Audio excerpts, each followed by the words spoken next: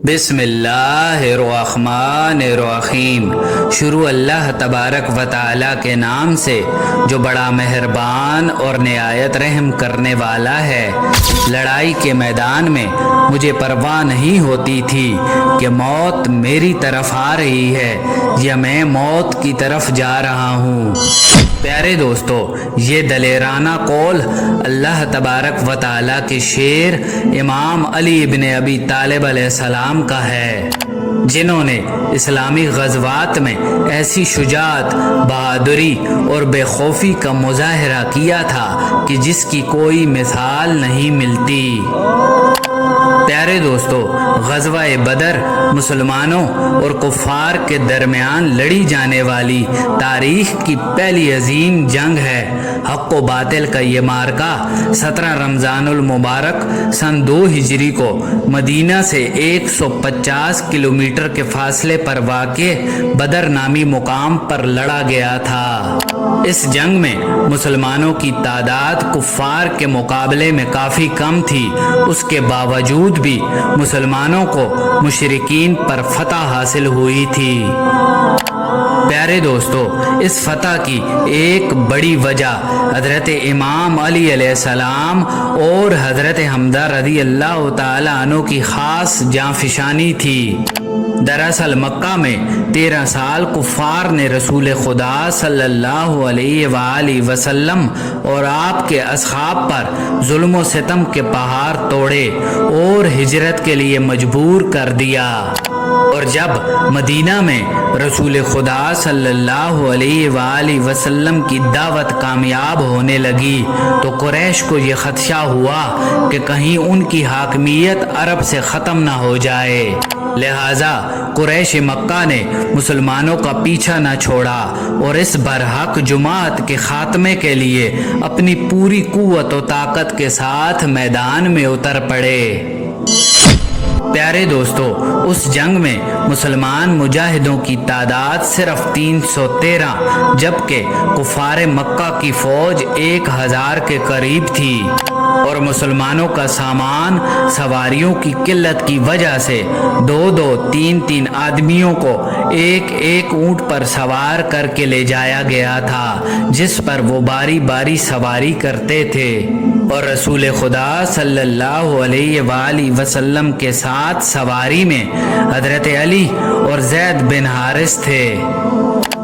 پیارے دوستو، بدر کا میدان تھا اور دونوں لشکر آمنے سامنے کھڑے تھے۔ مشرکین کی صفوں سے 3 شخص اپنی تلواریں لہراتے ہوئے مسلمانوں کو للکارتے ہوئے میدان میں نکلے۔ اس وقت عرب میں یہ دستور ہوا کرتا تھا کہ جنگ کے آغاز میں وہ زور آزمائی کیا کرتے تھے، لہٰذا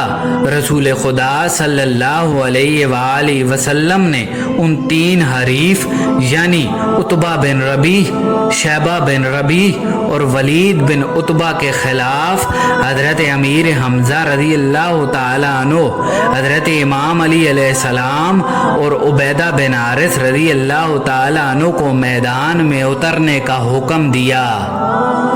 پیارے دوستو، حضرت حمزہ رضی اللہ تعالی عنہ نے چند لمحوں میں ہی عتبہ کو ہلاک کر دیا، اور جب ولید بن عتبہ امام علی علیہ السلام کے مد مقابل آیا تو ذوالفقار کی دہار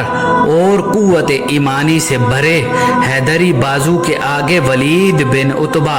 زیادہ دیر نہ ٹک پایا اور وہ امام علی علیہ السلام کے ہاتھوں جہنم واصل ہوا۔ اس کے بعد حضرت عبیدہ بن حارث نے امیر حمزہ اور امام علی علیہ السلام کی مدد سے شیبہ کو موت کے گھاٹ اتارا۔ پیارے دوستو، ایک روایت کے مطابق امام علی ابن ابی طالب علیہ السلام تینوں کفار یعنی عتبہ، شیبہ اور ولید کے قتل میں شریک تھے،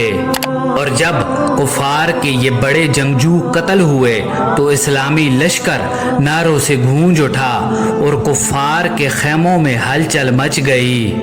اور جب مسلمانوں اور کفار کے درمیان گھمسان کی لڑائی شروع ہوئی تو دیکھتے ہی دیکھتے مسلمان کفار پر غالب آنے لگے اور کفار مکہ کے پاؤں اکھڑنے لگے۔ پیارے دوستو، حیدر کرار امام علی ابن ابی طالب علیہ السلام کی تلوار دشمنوں پر موت بن کر ٹوٹی۔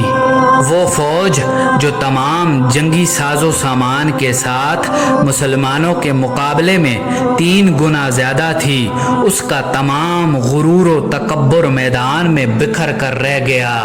اور یہ ایک فیصلہ کن لڑائی تھی جس میں اللہ تبارک و تعالیٰ کے وعدے کی سچائی سے مسلمانوں کو غیبی مدد کے ذریعے فتح نصیب ہوئی، اور اللہ تبارک و تعالیٰ نے کفار پر مسلمانوں کو غالب کر دیا۔ پیارے دوستو، اللہ تبارک و تعالی ہمیں رسول خدا صلی اللہ علیہ وآلہ وسلم اور آپ کی آل پاک کی محبت میں جینا مرنا نصیب فرمائے۔ ملتے ہیں ایک نئی ویڈیو کے ساتھ۔ اللہ نگہبان۔